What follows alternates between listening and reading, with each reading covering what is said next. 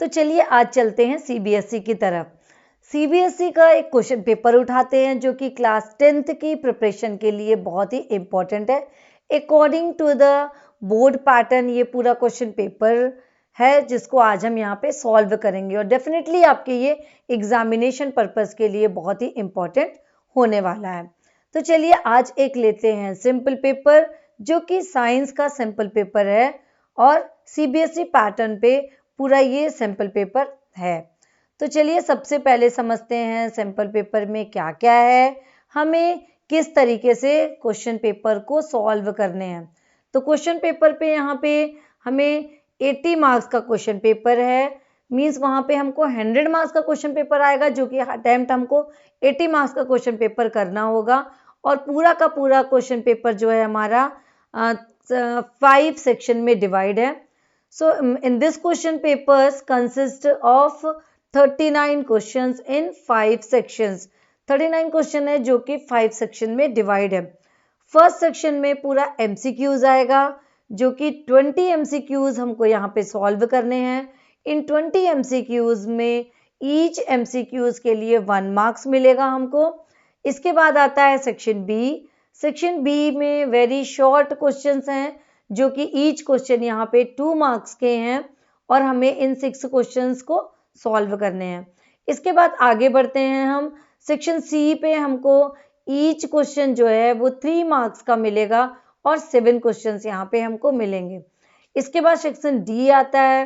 Section D में हमको 5 marks के क्वेश्चंस मिलेंगे। इन क्वेश्चंस में हमको ईच क्वेश्चन जो है वो 5 मार्क्स का होगा। इसके बाद आता है क्वेश्चन सेक्शन ई जो है 5th सेक्शन। इस सेक्शन में हमको ईच क्वेश्चन जो है वो 4 मार्क्स के क्वेश्चंस होंगे। तो चलिए अब इसके बारी बारी से एक एक सेक्शन करके यहाँ पे हम इसको समझते हैं। पूरा क्वेश्चन पेपर तो एक वीडियो में बहुत लंबा हो जाएगा, इसीलिए इस क्वेश्चन पेपर को हम कुछ वीडियोस में डिवाइड करेंगे। तो चलिए स्टार्ट करते हैं सिंपल पेपर। सिंपल पेपर का जो सेक्शन ए पार्ट है, सेक्शन ए पार्ट में हमको मिल रहा है यहाँ पे 1 to 20 क्या है, यहाँ पे MCQs हैं, इनको हमको सॉल्व करना है। सो फर्स्ट क्वेश्चन क्या कहता है ये देखना है हमको। Select the right one most appropriate option out of the 4 option given for each of the question 1 to 20। So 1 to 20 questions में हमको क्या करना है, यहाँ पे ऑप्शन को चूज करना है। तो फर्स्ट क्वेश्चन क्या बोलता है, the following figure shows the path of light ray through 3 lenses marked L1, ये L1 हो गया, ये L2 और L3, ये हो गया हमारा L2 और ये हो गया हमारा L3। अब क्वेश्चन क्या बोलता है, which of the following diagram shows the concave lens property। इसमें हमें देखना है कि कॉनकेव लेंस की प्रॉपर्टी कौन सा लेंस जो है वो शो कर रहा है। तो यहाँ पे अब हम देख रहे हैं कि फर्स्ट नंबर का जो डायग्राम है वो कौन सी L1 जो है ये कॉन्वेक्स लेंस में इस तरीके से होता है। क्या होता है, प्रिंसिपल एक्सिस के जो पैरेलल लाइन आती है वो कहाँ से निकलती है, वहाँ ये यहाँ से हमको मिलेगी F1 से होती हुई जा रही है, फोकस से होकर के निकलती है। सेकेंड ऑप्शन हम देख रहे हैं कि सेकेंड ऑप्शन क्या है, ये हमारा जो कॉन्वेक्स मिरर है, कॉन्वेक्स मिरर क्या होता है, कन्वर्जिंग मिरर होता है। और ये हमारा कौन सा है, और जो कॉनकेव मिरर है ये डाइवर्जिंग मिरर होता है। तो यहाँ पे जो हमको पैरेलल लाइन मिल रही है वो कहाँ की तरफ जा रही है, ये क्या हो रहा है, डाइवर्ज हो रही है। दैट मीन्स सेकेंड जो डायग्राम है वो किससे रिलेटेड है, कॉनकेव से रिलेटेड है। तो यहाँ पे हमारा क्या होगा, answer B means second answer is correct. Now next question is, ये बोल रहा है which of the following phenomena contributes significantly to the reddish appearance of sun at the sunrise और sunset। अब हमको ये कौन सा ऐसा फिनोमेना है कि जब हमारा सन जो है ये इस कलर का दिखाई देता है। तो dispersion of light given in option, scattering of light, total internal reflection of light, reflection of light from the earth. तो इसमें क्या होगा, scattering of light, scattering of light. B is the correct option. So reddish appearance of the sun at sunrise or sunset is due to scattering of light by the particle present in the atmosphere. Next question हमें देखना है, question क्या बोलता है, as light travel from rarer to denser medium, जब light हमारी rarer से denser medium पे क्या करती है, इंटर करती है, it will have increased velocity, decreased velocity, decreased wavelength, both B and C. अब यहाँ पे अपन को देखना है B और C. B क्या, यहाँ पे कह रहा है इंक्रीज्ड वेलोसिटी, वेलोसिटी इंक्रीज नहीं होगी. सेकेंड क्या बोल रहा है, डिक्रीजेज वेलोसिटी, वेलोसिटी डिक्रीज होगी, एंड डिक्रीजेज वेवलेंथ, क्योंकि रेयरर से डेंसर मीडियम पे जब भी कोई चीज आती है तो क्या होता है, स्पीड पे चलती हुई चीजों की जब डेंसर मीडियम में आएगी तो क्या होगा, स्पीड कम हो जाती है. So due to the decreasing the speed decreases velocity and decreased wavelength also. तो यहाँ पे आंसर कौन सा करेक्ट होगा, answer D is correct, both B and C. ये हमारा ये भी रॉन्ग, ये भी रॉन्ग, तो मीन्स बी और सी हमारा जो है यहाँ पे आंसर करेक्ट होगा. So D is the correct option. Next question देखते हैं. नेक्स्ट क्वेश्चन क्या बोलता है, question number 4, refraction of light occur because the change of the velocity of speed of light is different media. When ray of light travel from rarer to denser medium, rarer से denser medium में जाएगा, it moves toward the normal, क्या होगा, वो normal के towards move करेगा. When it travel from the denser to rarer medium, it moves away from the normal. When light rays travel from the rarer to denser medium, its velocity and wavelength both decreases. Which of the following statement is are correct in a litmus? अब अपन देखते हैं. Litmus solution is a purple dye. It is extracted from lichen. In neutral solution is remain colorless. अब यहाँ पे देखना A, B, C, D given. अब यहाँ पे अपने को देखना है कि कौन सा आंसर करेक्ट है. पहला, litmus solution is a purple dye. B is extracted from lichen. तो अब यहाँ पे आंसर क्या होगा, A 1 और 2. So answer A is correct, A 1 and 2.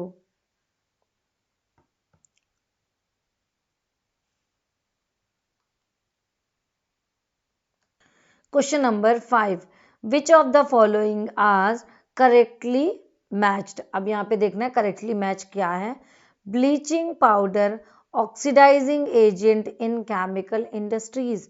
Baking powder a mixture of sodium hydrogen carbonate and a mild edible acid. Washing soda remove permanent hardness of water. अब यहाँ पे देखना है कौन कौन सा इसमें हमारा करेक्ट मैच है. सो A and B, 1 and 2 is a correct matching. 2 and 3, 1 and 3, 1 2 3. चलिए अब अपन इसको 1 by 1 समझते हैं. Sodium carbonate is used in glass, soap and paper industries. तो ये चीजें हो गई. सोडियम कार्बोनेट क्या होता है, हमारा पेपर इंडस्ट्रीज में यूज होता है. सेकेंड, अब अपन देखेंगे, it is use to the manufacture of sodium compound such as borax. Borax बनाने के लिए भी यूज होता है. थर्ड देखते हैं, sodium carbonate can be used as a cleaning agent for the domestic purpose. Fourth, it is used to removing the permanent hardness of water for making baking powder, which is the mixture of the baking soda and a mild edible acid such as the tartaric acid. अब अपन देखते हैं bleaching powder is used. Bleaching powder के uses देखते हैं. अभी तक हमने किसके बारे में समझा, यूजेस ऑफ वॉशिंग सोडा. अब अपन देखते हैं ब्लीचिंग पाउडर का use for bleaching cotton and linen is the textile industries and bleaching. अब यहाँ पे the factories and the bleaching. तो करेक्ट आंसर क्या होगा, 1 2 and 3. Answer is 1, 2 and 3. D is the correct answer.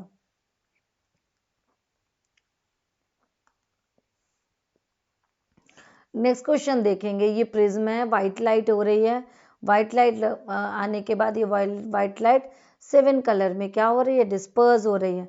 डिस्पर्सन्स of light by glass prism is shown in a above figure, hence X and Y indicate dash and dash colour respectively. X और Y कौन कौन सा colour है ये अपन देखते हैं. तो x और वाई ऑप्शन में क्या दिया है, red and blue, red and blue. Second number पे दिया है रेड इंडिगो, थर्ड नंबर पे दिया है रेड येलो, फोर्थ नंबर पे दिया है वायलेट ग्रीन. हमको ये पता है ये किस तरीके से अरेंज होता है, ये होता है विबग्योर, VIBGYOR. ये इस तरीके से 7 कलर्स यहाँ पे अरेंज होते हैं. तो अब यहाँ पे क्या दिया है, एक्स एंड वाई. तो एक्स एंड वाई दिया है, that means x A 1 number है, बीच में एक छूटा है तो ये हो जाएगा हमारा आर. ये जो बीच में लाइन छूटी है वो है हमारा ओ ऑरेंज, वाई जो है हमारा yellow. So R and Y yellow means red and yellow. So red and yellow, that means third is the correct answer. Next question देखते हैं. नेक्स्ट क्वेश्चन है question number 7.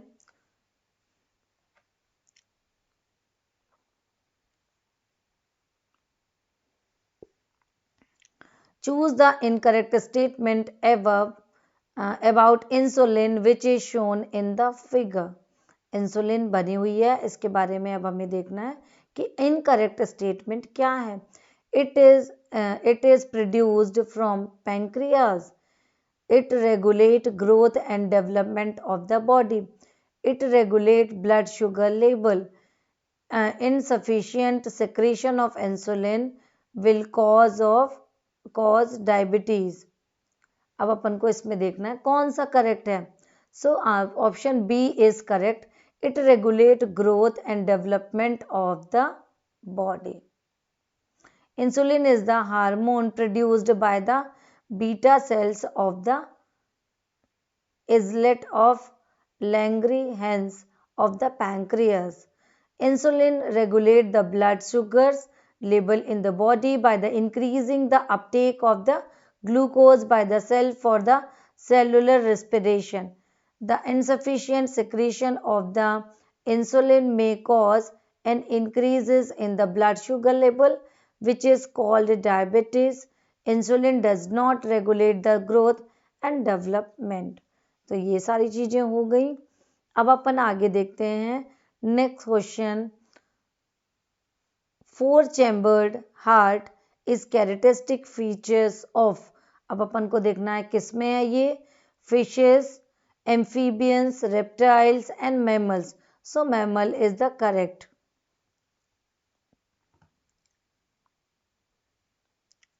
Next question, question number 9. The necessary condition for conversion process to occur are.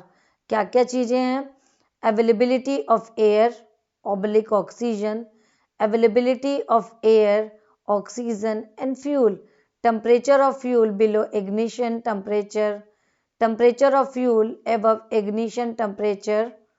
अब यहाँ पे below ignition temperature and above ignition temperature. Select the correct alternative. 1 and 2, 2 and 4, 3 and 1, 4 and 1. So correct answer is 2 and 4. That means B is correct. So 2 क्या है ये check कर लेते हैं. Availability of air, oxygen and fuel.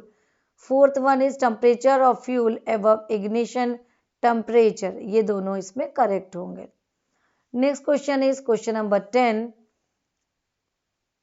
Translocation in the process in which plants deliver.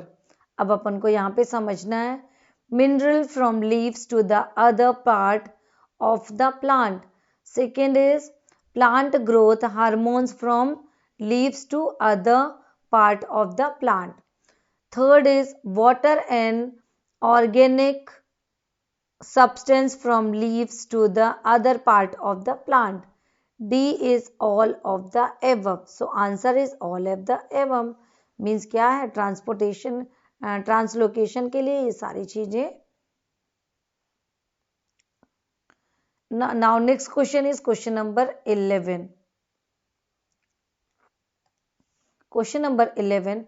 Which of the following is not a chemical reaction? अब हमको इसमें देखना है कौन सी केमिकल रिएक्शन नहीं है.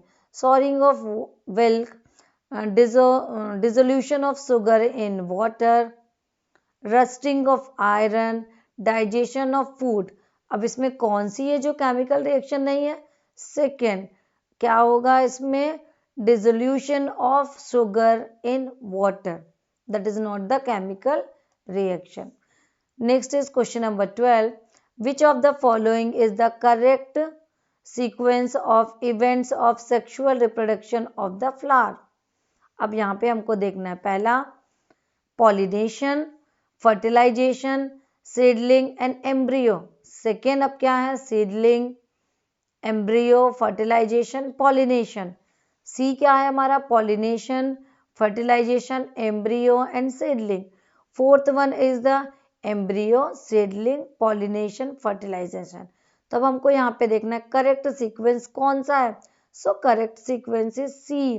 पहले होगा पॉलिनेशन, उसके बाद होता है फर्टिलाइजेशन, उसके बाद होता है एम्ब्रियो फॉर्मेशन, उसके बाद होता है seedling.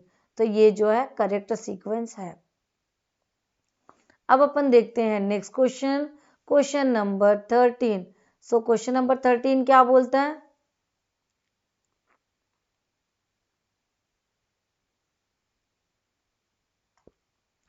Question number 13. Dissolution of sugar in water is a physical change. Physical change are changes affecting the form of the chemical substance but not its a chemical composition. For example दिया है Fe2O3 plus 2Al gives Al2O3 plus 2Fe. अब अपन को the above reaction is an example of combination reaction, double displacement reaction, decomposition reaction and displacement reaction. अब इसमें क्या है? Fe2O3 Al क्या कर रहा है? एक को इसको डिस्प्लेस कर रहा है. ऑक्सीजन एल्यूमिनियम के साथ जा रही है और क्या बच रहा है हमारे पास? Fe अकेला बच रहा है. तो ये कौन सी रिएक्शन हो गई? Displacement reaction. अब यहाँ पे देखिए इसमें क्या है, आपको क्वेश्चन डिफरेंट चीजें पूछेगा लेकिन यहाँ पे आधे में ही ये चेंज हो जाएगा. मीन्स यहाँ पे थोड़ा सा दिमाग लगाने की जरूरत है. So question number 13 is complete. Now come to the question number 14. The ability of metal to be drawn into thin wire is known as. thin wire का बनना क्या बोलते हैं? इसे बोलते हैं ductility. malleability correct incorrect answer. sonority means क्या होता है? sonority means sound produce करना. conductivity means conductors की तरह बिहेव करना. सो क्या होगा है? Ductility is the correct answer.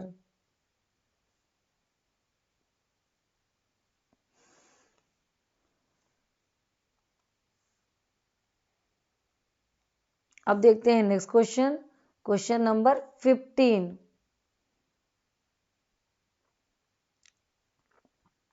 The two versions of trait which are brought in by the male and female gametes are situated on. Answer इस क्या होगा? Copy the same chromosome. A is correct answer. Now next question is question number 16. A soap missile is shown in figure in a soap missiles. अब अपन को देखना है, ये दिया हुआ है सोप.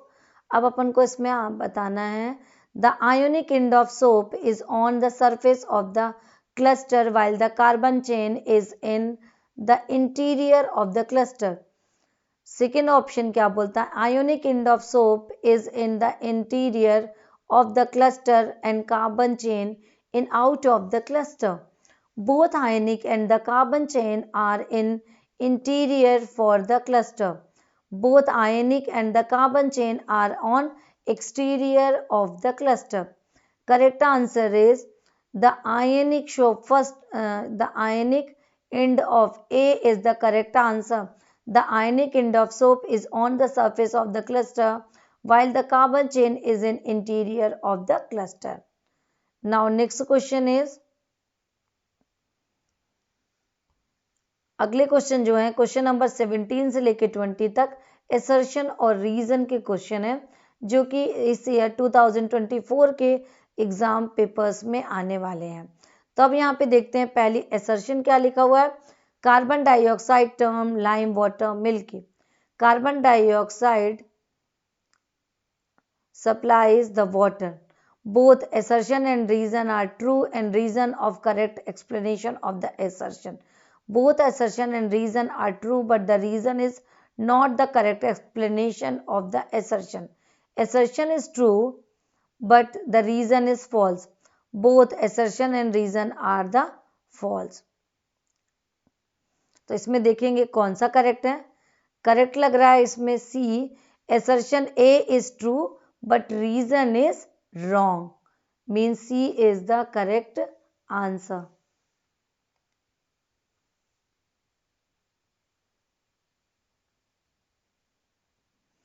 Next question देखते हैं क्वेश्चन नंबर 18.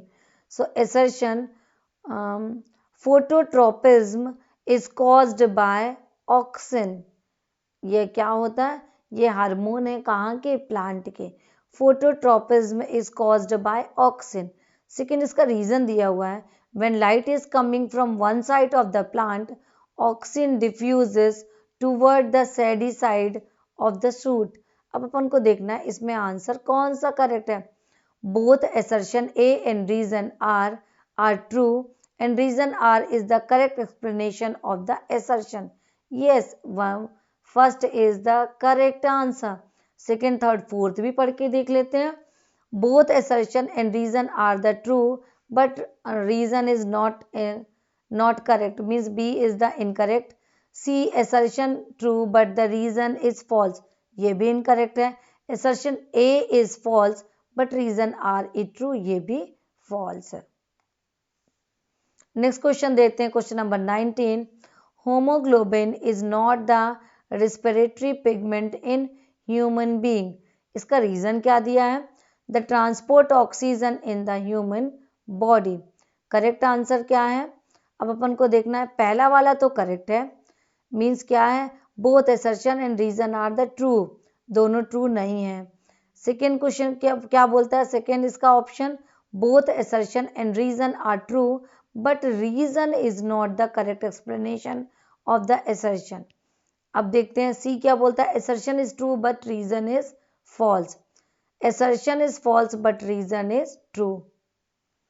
अब यहाँ पे क्या है, अब assertion is false but reason is true, तब अपन को देखना है assertion क्या बोल रहा है, hemoglobin is not the respiratory pigment in human beings, तो इसमें assertion is false but reason is true. अब अगला क्वेश्चन देते हैं, question number 20. So question number 20, assertion, a fuse wire is always connected in parallel with the main line. Reason क्या बोलता है? If a current